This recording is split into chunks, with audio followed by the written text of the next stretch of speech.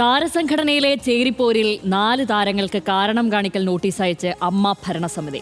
June 1 മുതൽ 3 വരെയുള്ള ദിവസങ്ങളിൽ നേരിട്ടെത്തി തെളിവ് നൽകാൻ അൻസിബ ഹസൻ, ടിനി ടോം ഉൾപ്പെടെയുള്ളവർക്ക് നിർദ്ദേശം നൽകി. എന്നാൽ തന്റെ പരാതി കേൾക്കാൻ ധ്യാൻ ശ്രീനിവാസൻ, രമേശ് പിഷാരടി, മാലാപാർവതി തുടങ്ങി 3 പേരെ ഉൾപ്പെടുത്തി നിഷ്പക്ഷ സമിതി രൂപീകരിക്കണമെന്നാണ് അൻസിബയുടെ ആവശ്യം. അതേസമയം നടി ലക്ഷ്മിപ്രിയയ്ക്കും തൃപ്പൂണിത്തുറ ഹിൽ പാലസ് പോലീസ് സ്റ്റേഷനിലെ ഉദ്യോഗസ്ഥയ്ക്കുമെതിരെ നടി അൻസിബ ഇന്ന് മുഖ്യമന്ത്രിക്ക് പരാതി കൊടുത്തു. ഹിൽ പാലസ് സ്റ്റേഷനിലെ SI രേഷ്മ മാനുഷിക പരിഗണന നൽകിയില്ല എന്നാണ് നടിയുടെ പരാതി. 3 മണിക്കൂറോളം മാനസികമായി പീഡിപ്പിച്ചെന്നും ലക്ഷ്മിപ്രിയയുടെ ഭർത്താവിനോട് നിർബന്ധിപ്പിച്ച് മാപ്പ് പറയിച്ചെന്നും പരാതിയിൽ അൻസിബ ആരോപിക്കുന്നു. DGPക്കും നടി പരാതി കൈമാറിയിട്ടുണ്ട്. അമ്മയിലെ പ്രശ്നങ്ങൾ സംഘടനയ്ക്കകത്ത് തന്നെ തീരുമോ, അതോ വിഷയങ്ങൾ പോലീസിനും കോടതിക്ക് മുന്നിലേക്ക് നീങ്ങുമോ? കാണാം ആദ്യം RDX റാപ്പ്. അമ്മയിലെ ചേരിപ്പോര് രൂക്ഷമായതിനെ തുടർന്നാണ് സംഘടന അൻസിബ ഹസൻ, ടിനി ടോം, കുക്കു പരമേശ്വരൻ, ലക്ഷ്മിപ്രിയ എന്നിവർക്ക് കാരണം കാണിക്കൽ നോട്ടീസ് നൽകിയിട്ടുള്ളത്. എന്നാൽ അമ്മയുടെ നേതൃത്വത്തിന് മുന്നിലേക്ക് ഇല്ലെന്ന നിലപാടിലാണ് അൻസിബ. തന്റെ ആരോപണങ്ങളും പരാതികളും അമ്മയുടെ പ്രസിഡന്റ്, വൈസ് പ്രസിഡന്റ്, ഒരു എക്സിക്യൂട്ടീവ് അംഗം എന്നിവർക്കെതിരെയായതിനാൽ പരാതികൾ കേൾക്കാൻ നിഷ്പക്ഷ സമിതി നിയോഗിക്കണമെന്നാണ് അൻസിബയുടെ പ്രധാന ആവശ്യം. സമിതിക്ക് മുൻപിൽ താൻ പറയുന്ന കാര്യങ്ങൾ വീഡിയോ റെക്കോർഡിംഗ് ഉറപ്പാക്കണമെന്നും അൻസിബ ആവശ്യപ്പെട്ടിട്ടുണ്ട്. അമ്മയുടെ വൈസ് പ്രസിഡന്റ് കൂടിയായ ലക്ഷ്മിപ്രിയ പ്രസിഡന്റ് ശ്വേതാ മേനോനുമായും തൃപ്പൂണിത്തുറ വനിതാ പോലീസ് സ്റ്റേഷനിലെ സബ് ഇൻസ്പെക്ടർ രേഷ്മയുമായും ചേർന്ന് ഗൂഢാലോചന നടത്തിയെന്നും ഇതിൽ മുഖ്യമന്ത്രി ഉൾപ്പെടെയുള്ളവർക്ക് പരാതികൾ സമർപ്പിച്ചിട്ടുണ്ടെന്നും അൻസിബ സംഘടനയ്ക്ക് നൽകിയ മറുപടിയിൽ സൂചിപ്പിച്ചിട്ടുണ്ട്. ജൂൺ 21-നാണ് അമ്മയുടെ ജനറൽ ബോഡി യോഗം ചേരുന്നത്. യോഗത്തിന് മുന്നോടിയായി നിലവിലെ പ്രശ്നങ്ങൾ പരിഹരിക്കാനാണ് ശ്വേതാ മേനോൻ പ്രസിഡന്റായ അമ്മ ഭരണസമിതിയുടെ നീക്കം. സംഘടനയിലെ തർക്കം പോലീസ് കേസിലേക്ക് നീങ്ങുന്നതടക്കം തടയാനും നേതൃത്വം ഇടപെട്ടേക്കും. RDX rap, news Malayalam.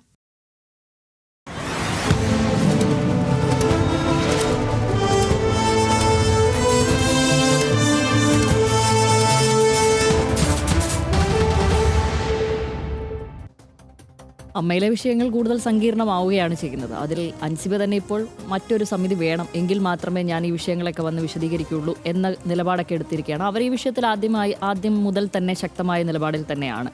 അപ്പോൾ എന്ത് സംഭവിക്കുമെന്നാണ് തോന്നുന്നത്? ഇതിനകത്ത് ശ്യാമിലി, എനിക്ക് തോന്നുന്നത് അൻസിബ മുന്നോട്ട് വെച്ച ആവശ്യങ്ങൾ അംഗീകരിച്ചിട്ട് അന്വേഷണം നടത്തുക എന്നതാണ് അമ്മയ്ക്ക് മുന്നിലുള്ള കരണീയമായ ഏകമാർഗം. അല്ലെങ്കിൽ അവർ ചെയ്യേണ്ടുന്ന കാര്യം അതാണ് എന്ന് വിചാരിക്കുന്ന ആളാണ് ഞാൻ. അൻസിബ മുന്നോട്ട് വെച്ചിരിക്കുന്ന ആവശ്യങ്ങളൊന്നും അന്യായമായിട്ടുള്ളതല്ല. വീഡിയോ റെക്കോർഡ് ചെയ്യണമെന്നൊക്കെയുള്ള വേണമെങ്കിൽ മാറ്റാം എന്നല്ലാതെ അതുപോലും ഒരു അന്യായമായിട്ടുള്ള ആവശ്യമല്ല. കാരണം അവർക്ക് ജെനുവിനായിട്ടുള്ള പരാതിയുണ്ട്. ആ പരാതി അവർ നേരത്തെ കൊടുത്തതാണ്. അവർക്ക് ആ പരാതിക്ക് കാരണമായിട്ടുള്ള കാര്യങ്ങളുണ്ട് എന്ന് അവരോട് പ്രതികരിച്ച അമ്മയുടെ മറ്റു ഭാരവാഹികളുടെയൊക്കെ പ്രതികരണങ്ങൾ നമുക്ക് ഇതിനകം വ്യക്തമാണ്. ഒപ്പം അതോട് ചേർന്ന് നിൽക്കുന്ന നീന കുറുപ്പിൻ്റെ പരാതി കൂടെയുണ്ട്. അതുകൊണ്ട് ഇപ്പം എന്തുകൊണ്ടാണ് അൻസിബ പറയുന്നത്, എനിക്ക് നിങ്ങൾ അമ്മയുടെ മുന്നിലേക്ക് വന്നിട്ട് ഇപ്പം ഈ പ്രശ്നം പരിഹരിക്കാനായിട്ട് ഞാൻ ഇന്നലെയും പറഞ്ഞു, ഈ അമ്മ നേതൃത്വത്തിന് ഒരു പക്വതയില്ല, അതിനുള്ള ശേഷിയുമില്ല എന്ന് തോന്നിയ ആളാണ് ഞാൻ പറഞ്ഞത്. ഈ അമ്മയുടെ ഭാരവാഹികൾക്കെതിരെയാണ് അമ്മയിൽ നിന്ന് ഇറങ്ങിപ്പോയ ഈ പെൺകുട്ടിയുടെ പരാതി. അപ്പോൾ ഈ പെൺകുട്ടിയോട് വന്ന് പറയുന്നത് നിങ്ങൾ ഈ സംഘടനയ്ക്ക് മുമ്പാകെ, എന്ന് വെച്ചാൽ അമ്മയുടെ തന്നെ ബോഡിക്ക് മുമ്പാകെ ഹാജരാകുമെന്നാണ്. അത് പറ്റില്ലല്ലോ. അതൊരു നിഷ്പക്ഷമായിട്ടുള്ള സമിതിയെ വെക്കണം അക്കാര്യത്തിന് എന്ന കാര്യത്തിൽ യാതൊരു സംശയമില്ല. അപ്പോൾ ഈ കുട്ടി, ഈ അൻസിബ ആവശ്യപ്പെടുന്ന ഒരു തെറ്റായ കാര്യമല്ല. ആ അമ്മയുടെ സംഘടനയുടെ ഭാരവാഹികൾക്കെതിരെയാണ് തൻ്റെ പരാതി. അതും ഇങ്ങനെ വളരെ ഗൗരവതരമായിട്ടുള്ള പരാതികളാണ്. അപ്പോൾ അവർക്ക് വിശ്വാസമുള്ള ആളുകൾ, ധ്യാൻ ശ്രീനിവാസൻ, മാലാപാർവതി, രമേശ് പിഷാരടി, ഉറപ്പായിട്ടും ഈ ആളുകളെ, ഇതിപ്പോൾ 3 പേരെ അംഗീകരിച്ചു കൊടുക്കണമെന്ന് ഞാൻ പറയില്ല, പക്ഷേ രമേശ് പിഷാരടി നിർബന്ധമായിട്ട് ഒരു പൊതുപ്രവർത്തകൻ കൂടി ആയതുകൊണ്ട്, ഒരു MLA ആയതുകൊണ്ടും അദ്ദേഹം കൂടി അതിനകത്ത് ഉണ്ടാവുക എന്നുള്ളത് നന്നായിരിക്കും. പക്ഷേ അങ്ങനെ ഒരു സമിതി നിശ്ചയമായിട്ടും ഈ സംഗതിക്ക് വേണമെങ്കിൽ ആളുകളെ മാറ്റാം. പക്ഷേ അമ്മയ്ക്ക് പുറത്തുള്ളൊരു സമിതിക്ക് മുന്നിൽ വേണം അവരുടെ ആവലാതികൾ കേൾക്കാൻ എന്ന കാര്യത്തിൽ യാതൊരു സംശയമില്ല. അവർക്കിടെ പരാതി ഇപ്പോൾ പൊതുസമൂഹത്തിൻ്റെ ആകെ തന്നെ ഒരു പരിഹരിക്കേണ്ടുന്നൊരു പ്രശ്നമായി മാറി. കാരണം അല്ലെങ്കിൽ അതൊരു അമ്മ എന്നുള്ള സംഘടന, അതൊരു രാഷ്ട്രീയ സംഘടനയോ സാമൂഹിക സംഘടനയോ സമൂഹത്തിൽ ഇടപെടുന്ന സംഘടനയോ ഒന്നുമല്ല. 500 പേരുള്ള ഒരു ചാരിറ്റി ഗ്രൂപ്പ് എന്നൊക്കെ പറയാവുന്ന പോലെ, ഒരു ക്ലബ്ബ് എന്നൊക്കെ പറയാവുന്ന പോലെ വേണമെങ്കിൽ കണക്കാക്കുന്ന അവരുടെ കാര്യങ്ങളുമായിട്ട് നാട്ടുകാരെ ഉപദ്രവിക്കാത്ത കാലത്തോളം ഇങ്ങനെ പോവുകയാണെങ്കിൽ വേറെ ബുദ്ധിമുട്ടൊന്നും പൊതുസമൂഹത്തിൽ ഉണ്ടാകണ്ടല്ല. പക്ഷേ ഇപ്പോൾ അത് മാറി. കാരണം അവിടെ നിന്ന് പുറത്തു വന്നിരിക്കുന്ന പരാതികൾ അങ്ങേയറ്റം ഗൗരവതരമായതാണ് എന്ന് സ്ഥാപിക്കപ്പെട്ടു. കാരണം എന്താണ്, അതിനകത്ത് 2 സ്ത്രീകളെ അങ്ങേയറ്റം സ്ത്രീകളുടെ അന്തസ്സ് കെടുത്തുന്ന വിധത്തിലുള്ള പരാതിയുമായിട്ട് കാര്യങ്ങൾ ചെയ്തിരിക്കുന്നുവെന്ന് ഈ സ്ത്രീകൾ തന്നെ പരാതിപ്പെടുകയാണ്. അതിൽ ഒരാൾ നീന കുറുപ്പ് വളരെയേറെ സീനിയറായിട്ടുള്ള, വളരെ ആദരണീയമായിട്ടുള്ള, എത്രയോ കാലമായിട്ട് സിനിമ കാണുന്ന ആളുകൾക്ക് പരിചയമുള്ളൊരു സ്ത്രീയാണ്, ഒരു നടിയാണ്. അൻസിബ ഹസൻ ആണെങ്കിൽ ആ മേഖലയിലേക്ക് പുതുതായിട്ട് വന്നിരിക്കുന്നത്, താരതമ്യേന പുതുതായിട്ട് വന്നിട്ടുള്ള ഇനിയും ദീർഘകാലത്തെ കരിയർ അവിടെയുള്ള ഒരാളാണ്. അപ്പോൾ 2 തലമുറകൾ എന്ന് തന്നെ പറയാവുന്ന, അല്ലെങ്കിൽ 2 തരം വലുപ്പത്തിൽ എക്സ്പീരിയൻസ് ഉള്ള 2 സ്ത്രീകൾ അവരുടെ സ്ത്രീ എന്ന നിലക്കുള്ള അന്തസ്സിനെ തെറിവിളിച്ചിരിക്കുന്നു, മോശമായിട്ട് പറഞ്ഞിരിക്കുന്നു, അങ്ങേയറ്റം അവിഹിത കഥകൾ പറയുന്നു, സമൂഹ മതത്തിൽ ഇല്ലാതാക്കാൻ ശ്രമിച്ചിരിക്കുന്നു എന്ന പരാതി അവരുടേത് റിട്ടേൺ ആയിട്ട് തന്നെയും അവിടെയുണ്ട്. പൊതുസമൂഹത്തിന് മുമ്പാകെ തന്നെ ഇതിൽ അൻസിബ ഹസൻ പറഞ്ഞിട്ട് നമ്മുടെ മുന്നിലേക്ക് കൂടെ ആ സംഗതി വരികയാണ്. ഒപ്പം ഈ പറയുന്ന ജിഹാദി എന്ന ആരോപണം നമ്മൾ ഇന്നലെ പറഞ്ഞത് വളരെ വളരെ ഗൗരവതരമായ കാര്യമാണ്. കേരളം പോലെ സെക്യുലറായിട്ട് ജീവിക്കുന്ന എല്ലാ മതവിഭാഗങ്ങൾക്കും നല്ല അന്തസ്സോടെ ജീവിക്കാൻ അവകാശം ദീർഘകാലമായിട്ടുള്ള താരതമ്യേന എത്രയോ മെച്ചപ്പെട്ട ഒരു സംസ്ഥാനത്ത് ഇന്ന് പോലും മുഖ്യമന്ത്രി വി ഡി സതീശൻ പെരുന്നാൾ ഇതിൻ്റെ കാര്യമായിട്ട് പറഞ്ഞത് അദ്ദേഹം ആ പോയിൻ്റാണ്. അതായത് അദ്ദേഹം അത് ഒരു മുഖ്യമന്ത്രിയെ പോലെ ഒരാൾ വന്ന് പറയണം നമ്മുടെ ജീവിതം എല്ലാവരും ഒന്നിച്ചു നിന്ന് ദീർഘകാലത്തേക്ക് മുന്നോട്ട് പോകണം എന്നതാണ്. അപ്പോൾ അങ്ങനെ എല്ലാവരും സെക്യുലറായിട്ട് അങ്ങേയറ്റം സന്തോഷത്തോടെ അങ്ങോട്ടും ഇങ്ങോട്ടും നിന്ന് പോകേണ്ടുന്ന അങ്ങനെ ചരിത്രമുള്ളൊരു സംസ്ഥാനത്ത് ഒരു ചെറുപ്പക്കാരിയായുള്ള സിനിമാ നടി വന്ന് പറയുകയാണ് അവരോട് ഇങ്ങനെ അവരെ ജിഹാദി എന്ന് ആക്ഷേപിക്കുന്ന വിധത്തിൽ അവർ മതം മാറ്റാൻ ശ്രമിച്ചു എന്ന് അങ്ങേൻ്റെ നിന്ദ്യമായ ആരോപണം ഉന്നയിച്ചിരിക്കുന്നു എന്ന് പറയാണ്. ഇതിപ്പോൾ അമ്മയുടേത് മാത്രമായിട്ടുള്ള പ്രശ്നമല്ല, ഇത് നമ്മുടെ ആകെ പ്രശ്നമായി മാറുകയാണ്, പൊതുസമൂഹത്തിൻ്റെ ആകെ പ്രശ്നമായി മാറുകയാണ് എന്ന് മാത്രമല്ല. അപ്പോൾ അതിനുശേഷം അൻസിബ ഹസൻ ഒരു അഭിമുഖത്തിൽ പറയുന്നത് കേട്ടത് എന്തുകൊണ്ടാണ് ഈ പ്രശ്നം ഉണ്ടായത്, അമ്മയുടെ ഒരു പരിപാടിക്ക് ഒരു അമ്പലത്തിൻ്റെ സ്പോൺസർഷിപ്പ് വന്നു. അപ്പോൾ അവർ പറഞ്ഞത്ര ഇത് പറ്റില്ല, കാരണം നമ്മൾ അമ്മയുടെ ബൈലോലോ മറ്റോ ഉണ്ട്, ഞാനിത് പൂർണ്ണമായിട്ട് ഓർക്കുന്നില്ല, പക്ഷേ അമ്മയുടെ പരിപാടികൾക്ക് മതപരമായിട്ടുള്ള സ്പോൺസേഴ്സ് പാടില്ല എന്ന് നമ്മൾക്കൊരു ധാരണയുണ്ട്. ഇപ്പോൾ ഒരു മതം വന്നാൽ അടുത്ത മറ്റൊരു മതം വരും. അപ്പോൾ അത് ശരിയല്ല, അതൊരു മതേതരമായിട്ടുള്ളൊരു ബോഡി ആയിരിക്കണം എന്നതിൻ്റെ ഒരു ബുദ്ധിമുട്ടുണ്ടാകുന്ന മറ്റോ അവർ പറയുന്നതായിട്ട് ഞാൻ കേട്ടു. കൃത്യം വാക്കുകളല്ല ഞാൻ പറയുന്നത്, ആ പോയിന്റ് മാത്രമാണ് ഞാൻ എടുത്ത് പറയുന്നത്. അപ്പോൾ അങ്ങനെ അവർ പറയുന്നതായിട്ട് കേട്ടു. അപ്പോൾ അതൊരു വളരെ വാലിഡ് ആയിട്ടുള്ള പോയിന്റല്ലേ അവർ ഉന്നയിച്ചത്. അപ്പോൾ സ്വാഭാവികമായിട്ടും അവിടെ ഇങ്ങനൊരു പ്രശ്നം കൂടെ വരികയാണ്. അപ്പോൾ അത് ഉന്നയിച്ചതിൻ്റെ പേരിലാണ് അത്ര അവരൊരു നല്ല കാര്യമല്ലേ പറഞ്ഞത്. നോക്കൂ, ഇപ്പോൾ അമ്മ പോലൊരു സംഘടനയ്ക്ക് പരിപാടി നടത്താൻ എന്തിനാണ് ഈ ക്ഷേത്രങ്ങളുടെയും പള്ളികളുടെയും ഒക്കെ സ്പോൺസർഷിപ്പ്? അവർക്ക് എത്രമാത്രം വലിയ സിനിമാക്കാരുടെ പരിപാടിക്കാണോ ഇവിടെ സ്പോൺസർഷിപ്പ് കിട്ടാൻ പാട്? അപ്പോൾ എന്തോ ഒരു കാര്യം അതിനകത്ത് നടന്നിരിക്കുന്നു. അപ്പോൾ അതുകൂടെ നമ്മുടെ മുന്നിലേക്ക് വരികയാണ്. അപ്പോൾ ആ കാര്യം പറഞ്ഞതുകൊണ്ട് ഒരു സംഘടനയാകുമ്പോൾ ഞാൻ ഇന്നലെയും പറഞ്ഞു, ഒരു സംഘടനയാകുമ്പോൾ സ്വാഭാവികമായിട്ടും അങ്ങോട്ടും ഇങ്ങോട്ടും വർത്തമാനം എതിരഭിപ്രായങ്ങൾ ഉണ്ടാവും. ഇപ്പോൾ ഏത് സുഘടിതമായിട്ട് നടക്കുന്ന കമ്മ്യൂണിസ്റ്റ് പാർട്ടികളും സുഘടിതമായിട്ട് നടക്കുന്ന ഹിന്ദുത്വ BJP പോലുള്ള കേഡർ പാർട്ടികൾക്കകത്തും പോലും 2-3 അഭിപ്രായങ്ങളൊക്കെ ഉണ്ടാവും. അവരങ്ങോട്ടും ഇങ്ങോട്ടും പറഞ്ഞാൽ അതിൽ ഭൂരിപക്ഷത്തിൽ ശരിയെന്ന് തോന്നുന്ന അഭിപ്രായത്തിലേക്ക് വരിക ചെയ്യുക. അപ്പോൾ അവരുടെ അഭിപ്രായം പറഞ്ഞതുകൊണ്ട് ഇയാൾ തെറി വിളിക്കുകയാണ്, ഈ ടിനി ടോം അത്രേ എന്നാണ് നമ്മൾ കേട്ടത്.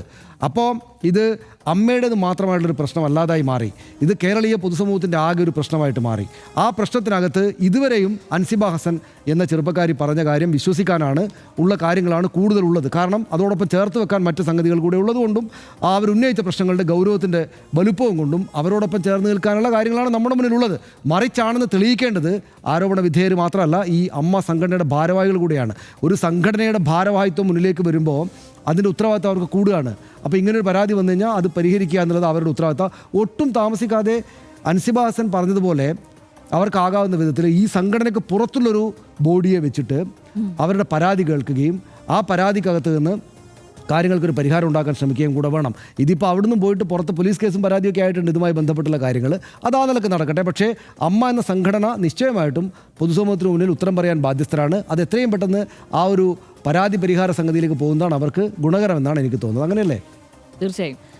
അതിലെനിക്ക് ആദ്യം പറയാനുള്ളത്, ഒരു യാഥാർത്ഥ്യബോധം ഇല്ലാത്ത ഒരു തലപ്പത്തുള്ള കുറച്ച് ആളുകളാണ് അത് നയിക്കുന്നതാണ് എനിക്ക് തോന്നുന്നത്. അവരെന്തോ സിനിമയോ സ്കിറ്റോ മറ്റോ നടക്കുന്നത് എന്നിട്ടൊരു ക്രിയേറ്ററുടെ ലിബർട്ടി എടുത്തിട്ട് നമുക്ക് ചില കാര്യങ്ങൾ പറയാം ഈ സിനിമയിലും അല്ലെങ്കിൽ ഒരു സ്റ്റേജ് ഷോയിലൊക്കെ എന്ന് വെച്ച് കഴിഞ്ഞാൽ അതങ്ങനെയാണ്. അത് പൊതുസമൂഹം അതേപോലെ രീതിയിൽ അതിനെ സ്വാംശീകരിക്കുകയോ ഉൾക്കൊള്ളുകയോ ഒന്നും വേണ്ട. അപ്പോൾ നമുക്കതിനൊരു വിശദീകരണമായി കൊടുക്കാം.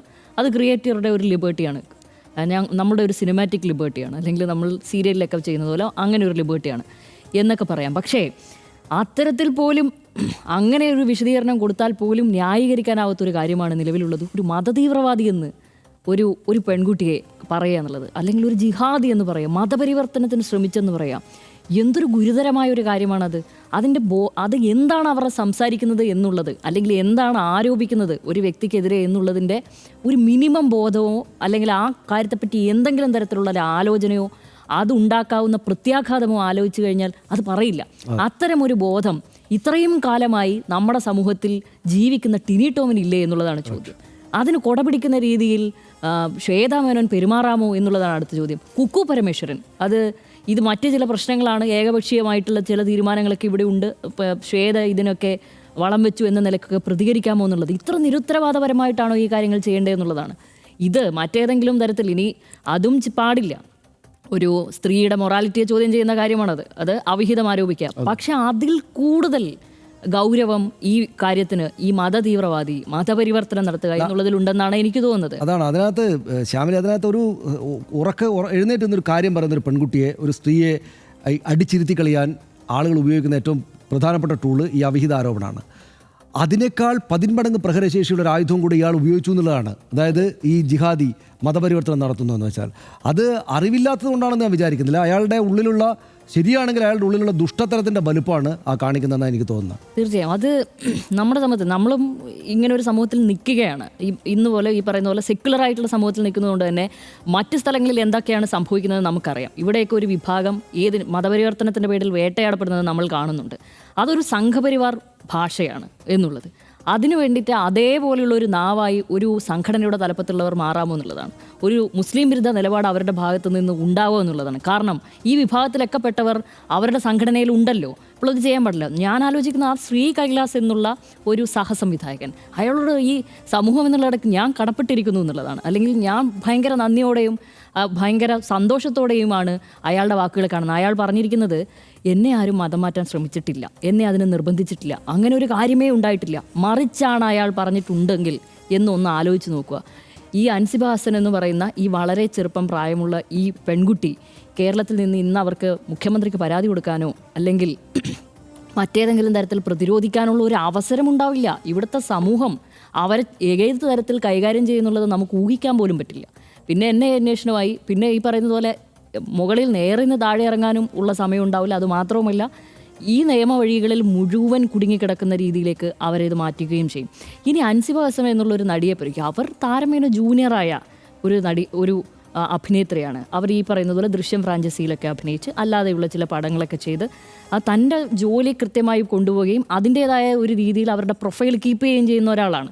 അവരുടെ സോഷ്യൽ മീഡിയ അക്കൗണ്ടുകൾ എടുത്തു നോക്കുക, അല്ലെങ്കിൽ അവർ പൊതുമധ്യത്തിൽ സംസാരിക്കുന്നത് ഇടപഴകുന്നത് എടുത്തു നോക്കുക. ഇത്തരത്തിൽ എന്തെങ്കിലും ഒരു ലാഞ്ചന ഞാൻ കണ്ടിട്ടില്ല. അവരുടെ വേഷവിധാനത്തിൽ കണ്ടിട്ടില്ല, അവരുടെ സംഭാഷണങ്ങളിൽ കണ്ടിട്ടില്ല, അവർ സംസാരിക്കുന്നതിലും അല്ലെങ്കിൽ അവർ മറ്റുള്ളവരോട് ഇടപഴകുന്നതിലോ ഒന്നിലും കണ്ടിട്ടില്ല. ഇവർ വർക്ക് ചെയ്ത സിനിമാ സെറ്റുകളിലുള്ള ആളുകളും അത്തരത്തിൽ സംസാരിക്കുന്നത് കണ്ടിട്ടില്ല. സൂപ്പർ താരമടക്കം മോഹൻലാലിൻ്റെ കൂടെ അടക്കം അഭിനയിച്ച അഭിനേത്രിയാണല്ലോ. അതുമാത്രമല്ല, മറ്റ് സീനിയറായ ടെക്നീഷ്യന്മാരും കൂടിയാണ് ആ സിനിമകളിലൊക്കെ വർക്ക് ചെയ്തിട്ടുള്ളത്. ഇവരാരും പറഞ്ഞതായിട്ട് ഒരറിവില്ല. അങ്ങനെയുള്ള ഒരു പെൺകുട്ടിയെ ഈ തരത്തിൽ ആക്രമിക്കുന്നത് എന്തുവരെ ഒരു സ്പോൺസർഷിപ്പിൻ്റെ കാര്യത്തിൽ ഒരു വിയോജിപ്പ് അവർക്കുള്ളതുകൊണ്ടാണ്. അത് പറഞ്ഞിരിക്കുന്നത് സെക്യുലറായുള്ള ഒരു നിലപാടാണ് എടുത്തിരിക്കുന്നത്. ഒരു സംഘടനയ്ക്ക് ഇത് ഭൂഷണമല്ല എന്ന നിലയ്ക്കുള്ള ഒരു സെക്യുലർ നിലപാടാണ് ആ പെൺകുട്ടി കൈക്കൊണ്ടിരിക്കുന്നത്.